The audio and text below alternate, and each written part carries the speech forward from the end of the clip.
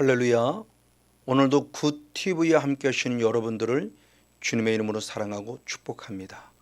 우린 그동안 가난의 영성이라는 제목을 가지고 약 1년여를 우리가 함께 나누며 은혜를 받았습니다. 이제는 오늘은 그 가난의 영성 이후에 사후관리적인 차원 속에서 우리가 어떻게 신앙을 유지해야 하는가라는 그런 개념을 갖고 예배론이라는 제목을 갖고 함께 한번 은혜를 나누기를 원합니다. 하나님이 가나안 족속, 7족속을 쫓아내려고 하는 이유를 큰 폭으로 바라보면 가나안 땅을 다시 에덴 동산으로 회복하길 원하시는 하나님의 거룩한 뜻이 있음을 우리는 성경을 통해서 살펴볼 수 있습니다. 에덴 동산은 하나님이 창조 이전의 영의 세계 때부터 하나님이 가지고 계시던 거룩한 비전을 이루신 현장입니다. 자, 그러면 하나님이 창조 이전의 영의 세계에서부터 가지고 있던 주님의 거룩한 비전, 하나님의 뜻은 과연 무엇일까요? 그것은 바로 하나님의 나라를 이루는 것입니다. 대표적으로 시편 119편 19절의 말씀을 보니 창조주 하나님께서는 창조 이전의 영의 세계 보좌를 하늘에 세우시고 그 왕권으로 만유를 통치하길 원하셨다. 이렇게 성경은 기록해요. 그 왕권이라는 단어를 또 다른 말로 표현하면 하나님의 나라다 이렇게도 표현할 수 있습니다. 그래서 세번역 성경은 나라라고 함께 우리에게 풀어서 조금 더 말씀을 이해하기 쉽게 만들어주고 있죠. 즉 하나님은 왕권, 즉 왕국, 하나님의 나라를 반드시 만들길 원하신다는 겁니다. 그래서 주님이 다스리길 원하시는 거예요. 이걸 좀 더 풀어본다 한다면 시편 24편 10절의 말씀에 열방의 왕, 영광의 왕이 누구시뇨? 바로 여호와 하나님이라 말씀하면서 하나님이 왕으로 오신다는 겁니다. 그리고 왕으로 오신 하나님은 결국 무엇이냐? 시편 96편 10절 말씀을 통해서 열방을 통치하기를 원하신다고 말씀하고 있고요. 그 열방을 통치했을 때 세계 만국이 굳게 설 것이며 모든 만민들에게 공평하게 판단하신다고 말씀하며 하나님이 왕이 되셔서 하나님 나라를 만드시고 모든 우주 만물을 다스리시며 하나님의 거룩한 통치 속에 있게 하겠다. 바로 이것이 하나님의 나라의 원대한 비전의 핵심입니다. 그리고 그 하나님의 나라의 원대한 비전을 이루어가는 첫 스타트로서 바로 하나님 나라의 바로 작품이 에덴 동산인 것이죠. 그리고 에덴 동산을 하나님의 나라를 만들길 원하셨고 이제 이곳에 최초의 피조물인 사람을 만들고 사람을 통해서 하나님의 나라를 다스리기를 원했던 겁니다. 그래서 창세기 1장 26절의 말씀에 우리의 형상을 따라 우리의 모양대로 사람을 만들고 그리고 중요한 말씀을 하시니 모든 것을 다스리게 하자라고 말합니다. 이게 하나님의 원대한 꿈이었어요. 그래서 에덴 동산을 하나님의 나라로 만들고 즉 하나님의 나라의 모형인 에덴 동산에 아담과 하와를 하나님의 형상을 따라 지어서 그들을 통해서 이곳을 다스림으로 하나님의 왕이 돼서 하나님의 나라를 이루길 원하신 뜻이 이미 창세기를 통해서 우리에게 밝히 보여주고 있다고 하는 사실입니다. 그럴 때 이 아담과 하와가 하나님의 형상을 따라 지음받았다는 거죠. 그럼 하나님의 형상이 과연 무엇일까요? 외적으로 보여주는 모양을 가진 것이 아니고 창세기 2장 7절의 말씀에 의하면 하나님이 흙으로 사람을 만드시고 그 코에 생기를 불어넣으심으로 생영이 되었다 그래요. 영적인 존재가 되었죠. 흙인 육체의 모습을 가지고 있는 우리 인간에게 하나님의 거룩한 기운인 생기를 훅 하고 불어넣어서 우리를 살아있는 영적인 존재, 즉 하나님의 형상이라는 것은 우리가 하나님의 형상으로 지음받았다는 우리의 존재가 영적인 존재가 되었다는 것을 성경은 말합니다. 즉 하나님의 형상은 영적인 존재임을 확증시켜 주죠. 그래서 사도 바울도 고린도전서 15장 45절 말씀에 바로 첫사람 아담 우리는 산영이 되었고 마지막 아담 예수 그리스도는 살려주는 영이다 라고 표현합니다. 하나님, 예수님, 성령님 삼일체 하나님은 살려주는 영으로서 우리에게 살려주는 영을 후 하고 불어넣어서 우리를 산 영으로 만들었다는 사실을 통해서 하나님의 형상으로 지음받았다는 것은 결국 무엇을 말하냐? 우리의 영적인 존재가 되었다는 사실을 말하니 이것을 우리는 원초적인 본질이다라고 이렇게 설명할 수 있을 겁니다. 맞습니다. 자, 그럼 이 말씀을 좀 더 잘 살펴보면 아담과 하와를 만들어 놓고 하나님을 잘 믿었기에 에덴 동산을 준 것이 아니에요. 하나님이 에덴 동산을 창설하시고 하나님 나라를 만드시고 하나님의 사람을 만드시면서 그냥 구원받은 하나님의 자녀로 창조할 때부터 하나님의 백성님의 자녀로서 세워주신 거죠. 그러니까 구원받은 자로서 마땅히 하나님의 나라에 거하는 은혜를 입었다고는 사실입니다. 그래서 이와 같이 우리를 구원하신 우리 구원의 반열에 세우는 우리들을 통해서 주님은 무엇하길 원하느냐? 이사야 43장 7절 말씀에 나를 지었고 만들었다. 그렇죠? 주님의 창조적인 작품이다. 왜? 하나님의 영광을 위하여, 나의 영광인 하나님의 영광을 위하여 우리를 지었고 만들었다고 말합니다. 자, 그럼 중요합니다. 이 영광을 위한 영광이 과연 무엇이냐는 거죠. 무엇을 잘 다해서 하나님께 영광을 돌립니다. 이것도 영광일 수 있습니다.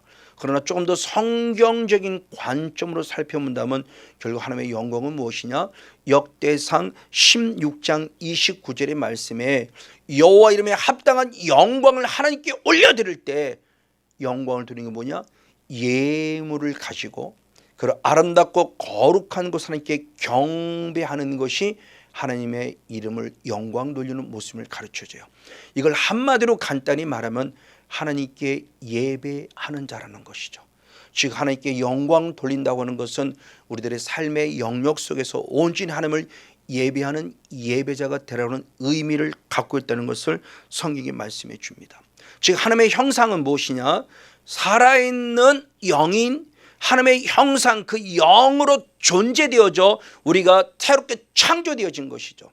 그래서 요한복음 4장 24절의 말씀에도 주님 말씀하기를 하나님의 영이시는 하나님의 형상을 우리에게 가르쳐 주면서 바로 영과 진리로 하나님을 예배하라고 말씀해요.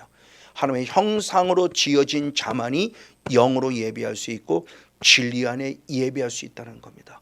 그래서 원초적 본질을 반드시 찾아야만 한다는 것을 말하고 있는 겁니다. 그래서 아담과 하와를 비롯해서 가인과 아벨은 창세기 4장 3절과 4절 말씀을 통해서 보면은 그런 하나님께 예배를 드렸다라고 표현해요. 가인도 하나님께 예배를 드렸고 아벨도 하나님께 예배를 드렸어요. 맞아요. 이와 같이 우리들의 삶의 모습은 하나님 앞에 온전히 예배하는 자가 되어야 한다는 사실을 가르쳐 주죠.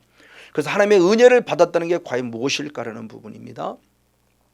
그래서 요한복음 4장에 사마리아 여인이 예수님과의 만남을 갖는데 그 만남을 갖는 가운데 첫 번째 예수님을 그리스도로 만날 때 가장 먼저 첫 번째 갖는 관심이 뭐냐? 예배였어요. 그래서 요한복음 4장 20절에 우리 조상들이 이 산에서 예배했습니다. 예배에 관심을 갖고 그러면서 이제 사랑하는 우리 모든 유대인들은 예루살렘에서 예배하더이다 라고 말하며 예배에 대한 관심을 가졌어요. 물론 예배에 대한 구체적인 내용을 들어가면 잘못 생각하는 부분이 있지만 가장 먼저 은혜 받은 사람이 갖는 관심이 뭐냐? 예배라는 거예요. 그러면서 흔히 말할 때 은혜를 받았다고 하면서도 예배에 집중하지 못하고 예배 속에 하나님을 경외하여 찬양하지 못한다면 과연 그 은혜는 내가 진짜일까라는 부분을 다시 한번 심사숙고하게 생각해 봐야만 할 것이라는 겁니다. 은혜 받은 자는 예배에 목숨을 건다고는 사실이죠. 맞습니다. 이렇게 하나님은 영이신 하나님의 형상으로 창조할 때부터 우리로부터 예배를 받고 싶어 하셨습니다. 자, 그래서 믿음장을 말하는 히브리 11장을 보면 최초로 등장하는 믿음의 인물이 아벨인데 아벨이 하나님께 믿음을 인정받은 그 스타트가 뭐냐? 바로 예배였다는 거예요. 그래서 히브리서 11장 4절 말씀에 아벨은 가인보다 더 나은 제사, 더 나은 예배를 드림으로 의롭다 하라는 것을 증거했다라고 표현해요. 그렇죠? 믿음은 예수님을 나의 구원자로 믿음으로 구원을 얻었으면 내가 의롭다 여기신 은혜에 대한 증거의 삶을 살을 때 그것이 무엇이냐? 예배로 말미암아 나를 의롭다 하신 하나님의 은혜에 감사함 믿음을 표현해 드렸다고 말하며, 결국 우리의 믿음의 출발점은 뭐냐? 예배로 시작해야 함을 가르쳐주고 있어요. 아벨을 통해서 믿음의 출발점이 결국 예배를 우리에게 상기시켜주고 있다고 하는 사실이에요. 자, 이렇게 분명히 예배를 드리는 우리들의 삶이 되어야 되는데 대단히 안타깝게 예배가 끊어졌어요. 그것은 창세기 2장 17절 말씀에 선악을 알게 하는 나무의 열매를 먹는 자는 정령 죽으리라 했습니다. 맞습니다. 드디어 악한 사탄마귀에 미혹돼서 선악을 알게 하는 나무의 열매를 먹은 아담과는 결국 영이 죽은 자가 됐어요. 영이 죽은 자가 되었기 때문에 하나님은 그를 쫓아낼 수밖에 없었습니다. 그래서 창세기 3장 24절의 말씀에 그 아담과를 에덴 동산으로 쫓아냈다라고 표현해줘요. 정말 안타깝고 안타깝습니다. 에덴, 하나님의 나라를 예표하는 에덴 동산에서 쫓겨났다는 것은 결국 하나님과의 관계가 끊어졌다는 것이요, 예배가 끊어졌다라고 하는 끔찍한 결과를 가르쳐주고 있습니다. 자, 그런데 우리가 이것을 단순히 쫓겨난 것을 나쁜 개념으로만 볼 것이 아니라 하나님이 원하시는 또 다른 일의 개념을 보면은 쫓아냄으로 말미암아 다시 돌아올 기회를 주신 또 다른 은혜의 길이 준비됐다는 사실이에요. 만약 쫓아내지 않은 가운데 이들이 죄를 짓고도 생명나무를 먹으면 영원히 죽은 자가 돼서 다시 회복하여 돌아올 수가 없어요. 그래서 이제는 쫓아내서 다시 돌아와 하나님 앞에 에덴 동산으로 들어오기에, 그리고 그곳에서 하나님을 예배받기를 원하시는 주님의 거룩한 뜻이 있게 쫓아내었다는 거예요. 근데 하나님은 또 다른 관점은 중요한 모습입니다. 그들을 쫓아냈을 때 단순히 쫓아냈다는 그 의미가 우리가 보면 새로운 돌아올 길을 예비해 주신 거예요. 그래서 예수님께서 이 땅에 오셔서 제자들을 파송할 때 마태복음 10장 6절의 말씀을 보면은 너희들은 잃어버린 자를 찾아가라 그랬어요. 불신자를 찾아가라가 아니고요, 예수를 믿었다가 믿음을 잃어버린 자, 예수를 믿었다가 사랑을 잃어버린 자, 은혜를 잃어버린 자, 이들을 찾아가서 다시 그들 에덴 동산에 들어오게 하는 바로 그 사명을 감당하라고 말하며, 에덴도 쫓겨난 아담과 하와가 다시 돌아오길 원하는 것처럼 지금 우리들이 예수를 믿었다가 혹시도 쓰러지고 넘어져 있으면 다시 우리를 회복해서 또 일어서 에덴 동산에 들어가길 원하시는 주님의 거룩한 뜻을 발견해 볼 수 있게 우리가 감사하지 아니할 수 없습니다. 그러면서 주님은 그 영적 원리를 알려주셨죠. 쫓아내기 전에 영적 원리를 알려준 겁니다. 그 첫 번째가 뭐냐? 창세기 3장 21절의 말씀이니 아담과 하와를 이어 가죽옷을 입혀주셨다라고 표현해요. 가죽옷을 입혀줬다는 것을 우리가 좀 더 의미 깊게 생각해 보면 어떤 짐승이 분명히 죽은 거죠. 죽었다는 것은 피를 흘렸다는 것이고, 피 흘렸기 때문에 그 가죽을 벗겨서 우리 옷을 입혀줘요. 아담과 하와가 죄를 범한 이후 대단히 안타깝게 하나님의 음성을 듣고 숨지어 숨고 그는 무화과 나뭇잎으로 가립니다. 그러나 무화과 나뭇잎으로 가려서는 우리의 부끄러움을 영원히 가릴 수가 없어요. 그래도 하나님은 그들을 죄를 지었음에도 불구하고 분명히 긍휼히 여기셔서 다시 돌아올 기회를 열어주는 첫 번째 영적 원리가 내가 너에게 가죽옷을 입혀주리라는 겁니다. 그럼 가죽옷을 입혀주는 영적 원리를 예수님을 통해 살펴본다 한다면 요한복음 1장 29절의 말씀에 세례 요한은 예수님을 향해서 말씀했습니다. 세상 죄를 지고 가는 하나님의 어린 양을 보라 그랬어요. 어린 양을 신 예수의 피입니다. 그리고 그를 통해서 입혀주는 거룩한 옷이에요. 그래서 성경은 에베소 1장 7절 말씀에 예수님의 피를 통해서 우리의 죄가 깨끗하게 사함받음의 모습을 말씀하고, 죄 사함은 끝남이 아니라 갈라디아 3장 27절 말씀을 통해서 죄 사함을 받은 자에게는 그리스도로 옷 입혀 주신다고 말하며 우리에게 거룩한 영적인 가죽옷, 영적인 세마포를 입혀 주셔서 우리 살아있는 생명임을 증명해 주고 있다고 하는 사실이죠. 맞습니다. 그럼 이 은혜를 내가 입으려면 나는 어떻게 할 것이냐는 겁니다. 예수님이 죄 십자가에 죽으심으로 우리 죄를 산다는 약속을 해놨어도 그 약속을 내 것으로 만들면 어떻게 되느냐? 요한일서 1장 7절과 9절 말씀에 내가 자백하며입니다. 하나님이 이렇게 우리 죄를 사실로 모든 걸 만들어 놓으실 때 나는 그것을 믿고 인정하고 내가 주님 앞에 죄인임을 친히 인정해야 돼요. 자백해야 됩니다. 그때 하나님이 우리를 죄에서 깨끗하게 모든 불의를 사하신다는 은혜를 주시고 있어요. 이 거룩한 영성을 통해서 우리들의 삶이 나아갈 때 결국 우리의 모습이 무엇이냐는 겁니다. 이런 대표적인 인물이 있으니 바로 돌아온 탕자죠. 탕자는 자기 세상에서 자기 마음대로 나아가 마음껏 놀았습니다. 아버지의 자녀임에도 불구하고 아버지의 자녀를 포기하고 나가서 마음껏 놀았다가 마지막 때가 돼서 아무것도 먹을 것이 없는 최후의 밑바닥까지 내려갔을 때 주께로 아버지께로 돌아오죠. 그때 그 탕자가 아버지께 한 이야기가 있으니 누가복음 15장 21절 말씀에 하늘과 아버지께 나는 죄를 얻었나이다 말하며 철저히 회개하는 모습을 보여줘. 그때 하나님의 놀라운 은혜가 임했으니 역시 누가복음 15장 22절의 말씀에 좋은 옷을 입혀라 라고 말하며 그 돌아온 탕자인 아들에게 죄 이름을 고백하는 순간 죄 용서는 물론이지만 그리스도로 옷 입혀 주셨다는 사실이죠. 이게 지금도 이게 계속 적용됩니다. 아담에게 적용됐습니다. 그에게 있어서의 가죽옷을 입힘을 또 새로운 길을 열어줬으니 이제 우리도 예수님이 다시 한번 말씀할 때 마가복음 1장 15절의 말씀에 때가 찼고 하나님의 나라가 가까웠으니 회개하고 복음을 믿으라고 말씀하며 우리들의 삶의 영역에서 철저히 회개할 것을 요구하고 있다는 사실이에요. 맞아요.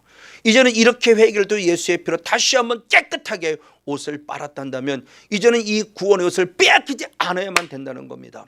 그래서 계시록 16장 15절 말씀을 통해서 누군지 깨어 자기 옷을 지켜 벌거벗고 다시는 다니지 아니함으로 말미암아 부끄러움을 보이지 않은 자가 되라 라고 말하며 아주 중요한 영적 원리를 해줬습니다. 맞아요. 다시 구원의 옷 가죽옷을 빼앗기지 않고 간직하면서 더 주님 앞에 나아가서는 무엇을 말했냐? 두 번째 모습으로 창세기 3장 15절의 말씀에 바로 사탄과의 관계에서 원수가 됐을 때 그를 짓밟으라고 말합니다. 맞습니다.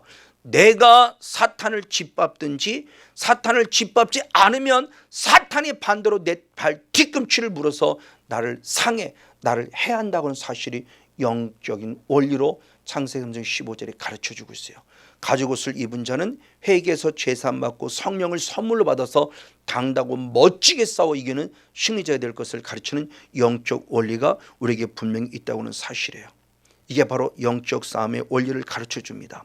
자, 우리가 맞습니다. 자, 이 부분의 모습에서 우리가 사탄을 짓밟아야 하느냐 아니면 사탄에게 짓밟히냐는 모습이에요. 자, 이것을 통해 이미 주님 우리가 사탄을 짓밟는 권세가 주어졌다는 사실을 누가복음 10장 19절을 통해서 말씀하고 있어요.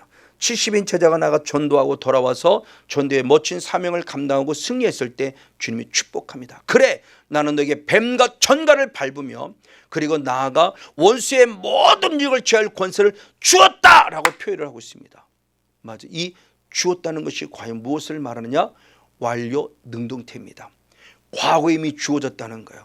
그러니 사용하라는 겁니다. 그러면 언제 주어졌느냐? 저는 영적 의미로 봤을 때 창세기 1장 28절 이미 주셨죠. 아담과 하와를 창조하면서 생육하라 번성하라 충만하는 축복을 주셨어요. 그리고 정복하고 다스리는 사명을 주셨어요. 생육 번성 충만한 능력을 이미 우리에게 주셨다는 거예요. 그리고 이제는 나아가 정복하고 다스리면서 영적 싸움의 원리를 이미 아담 때부터 주어진 것임에 대한 부분을 확실히 말씀하고 있습니다. 기도 많이 했기에 이제 주겠다가 아닙니다. 이미 주었다. 완료 능동태예요. 그럼 결국 뭐냐? 이미 주신 것을 갖고 나는 싸워서 이겨야 되는 거죠. 이걸 달리 말하면 분명히 해를 받지 아니한다고 하는데 왜 우리를 해를 받고 있을까요? 그럼 말씀이 잘못된 걸까요? 아니죠. 말씀이 잘못된 일은 없죠. 그러면 나의 신앙이 분명히 잘못된 거예요. 왜요? 싸우지 않았기 때문에 그래요. 짓밟았는데 짓밟지 않았기 때문에 내가 해를 당한 거예요. 그럼 지금이라도 이제 주어진 은혜를 힘입어서 사탄의 존재를 짓밟아야 돼요. 방금 창세기 3장 15절의 말씀대로 사탄을 짓밟아야만 해를 당하지 않는 승리의 삶을 살 수 있다는 사실을 가르쳐 줍니다. 이 예수님도 똑같은 영적 원리를 알려줬으니 마태복음 11장 12절의 말씀에 천국은 침노를 당하나니 침노하는 자가 빼앗는다라는 원리를 알려줘요. 처음에는 이 말씀을 이해하기가 쉽지 않았어요. 우리 믿음으로 천국 가는 건데 아니 왜 또 천국은 침노하는 자일 것이라고 그래? 라고 했을 때 이해하지 않았어요. 쉽게 이해할 수 없었어요. 그런데 이제는 알게 됐습니다. 가난의 영성을 알면서 가나안의 영성이 침노하는 영성이니 천국을 침노한다는 것은 가나안의 7족속을 쫓아내는 영적 싸움의 원리를 말하는 것이구나. 이제는 깨달았다는 겁니다. 맞습니다. 바로 이것이 영적 원리를 알려주는 겁니다. 그리고 이 말씀을 좀 더 구체화시켰으니 누가복음 13장 24절의 말씀이에요. 좁은 문 들어가기를 힘쓰라고 했습니다. 그리고 많은 사람이 들어가길 원하나 들어가지 못할 것이라는 충격적인 얘기를 합니다. 그때 이 좁은 문은 천국문을 말하는데 천국문에 들어가고 싶기를 원하지만 들어가길 원한다고 들어가질 않는다는 거예요. 우리 믿음으로 분명히 구원한다고 말씀했는데 왜 들어간 자가 많지 않다고 말하지? 이 말씀이 또한 우리 삶 속에서 부딪히는 말씀입니다. 근데 원어를 통해 보면 알 수가 있어요. 좁은 문 들어가기 힘쓰랄 때 그 힘쓰라는 원어가 아고니 조마입니다. 아고니 조마라는 원어가 똑같이 쓰여진 성경이 사도 바울의 영성 가운데 디모데전서 6장 12절의 말씀에 믿음의 선한 싸움을 싸워라 그리고 영생을 취하라 말할 때 이 싸우라가 똑같이 아고니 조마예요. 즉 예수님이 하신 말씀에 대해서는 힘쓰라고 표현했습니다만 사도 바울이 아고니 조마이라고 하는 말씀에는 싸우라고 표현이 됐어요. 그럼 이 말씀에 좀 아쉬움이 생깁니다. 해석에 대한. 만약 예를 들어 좁은 문 들어가려면 천국에 들어가려면 믿음의 선한 싸움을 싸워야 돼 이렇게 했다면 우리 신앙은 정말 판이하게 달라졌을 거예요. 근데 힘쓰라고 했습니다. 뭔가 열심히 하는 거예요. 저도 정말 목회를 포기할 뻔한 위기가 왔을 때 나름대로 열심히 하려고 했는데 왜 힘쓰라고 했으니까요. 근데 안 되더라고요. 근데 영이란 세계를 알고 원어를 통해 알면서 영적 싸움을 싸워가니까 이제는 거뜬히 서서 당당히 여러분 앞에서 하나님의 살아계심을 간증하고 있고 하나님의 나라가 실제 힘을 전하고 있다는 사실에 얼마나 감사하고 감격스러운지 몰라요. 맞아요. 이게 실제라는 부분입니다. 맞습니다. 우리는 분명히 요한복음 3장 16절을 통해서 주 예수를 믿으라는 겁니다. 독생자를. 그러면 영생을 얻을 거라고 말씀했어요. 자, 분명히 예수를 믿음으로 구원을 얻는데 마태복음 7장 21절 말씀에서는 주여 주여는 자마다 다 천국에 들어갈 것이 아니라 하나님의 뜻대로 행하는 자라만 들어간다고 또 말씀해요. 그럼 이건 뭐지? 서로 틀린 얘기인가? 왜 이렇게 다르지? 또 분명히 주인이 말씀하기를 로마서 10장 13절의 말씀에 주의 이름을 부른 자가 분명히 구원을 얻는다고 그랬으니 주여 주여는 자 다 천국에 들어가야 돼요. 근데 주는 못 들어간다고 말해요. 그럼 틀린 말씀이 아니죠. 틀린 말씀이 아니라 바로 요한복음 3장 16절에 이제 간 예수를 믿은 어린아이 신앙이 합당한 말씀이라 말한다면 마태복음 7장 21절 말씀은 이제 최소한 때 청년의 신앙으로 자라고 아비의 신앙까지 자란 신앙을 향해서 하는 말씀이란 사실입니다. 이 신앙 결국 자라야 된다는 거예요. 그래서 에베소 4장 13절 15절의 말씀에 그리스도의 장성한 자의 분량이까지 자라라 라고 말씀했어요. 어린아이 신앙에 되지 말라고 하는 것입니다. 믿습니다. 이에 사도 요한은 요한일서 2장 14절의 말씀에 청년들아 라고 말하며 청년들은 강하다. 하나님 말씀을 무기로 가졌다. 너희는 흉악한 자와 싸워 이기는 자라고 말하며 최소 못해 청년의 신앙까지는 자라야만 싸워 이기는 영적 싸움의 승리자가 된다는 사실을 알려주고 있다는 사실이에요. 그래서 마가복음 16장 17절 말씀에도 믿는 자들에게는 이런 표적이 따르니 귀신을 쫓아낸다고 그랬어요. 그 믿음은 어린아이 신앙의 믿음을 말하는 믿음이 아니겠죠. 최소 못해 청년의 신앙까지는 자라야만 귀신을 쫓는 영적 싸움을 싸울 수 있어요. 그럼 어떻게 싸우죠? 바로 회개해야 됩니다. 그래서 사도행전 2장 38절에 회개해서 제산받고 성령을 선물로 받아야 돼요. 그 성령을 선물로 받아서 무엇하느냐? 마태복음 12장 28절 말씀대로 귀신을 쫓아내므로 말미암아 하나님의 나라를 이루는 삶이 되어야 됩니다. 아멘. 그렇게 하나님의 나라를 이루어진 우리는 어떻게 살아갈 것이냐는 거죠. 에덴 동산의 회복은 결국 주님이 예배를 받기 위함이라고 그랬습니다. 성경에 분명히 말하고 있습니다. 그래서 주님께서 친히 말씀하기를 요한복음 4장 23절의 말씀을 통해서 주님 말씀을 신령과 진리로 영과 진리로 예배할 때가 오나니 난 이렇게 이번을 찾는다 말씀했어요. 다시 한번 에덴 동산이 회복돼서 영원토록 주님만을 온전히 예배하는 영과 진리의 주인공 우리 모두가 되어지기를 예수님의 이름으로 간절히 축복하고 축원을 드립니다.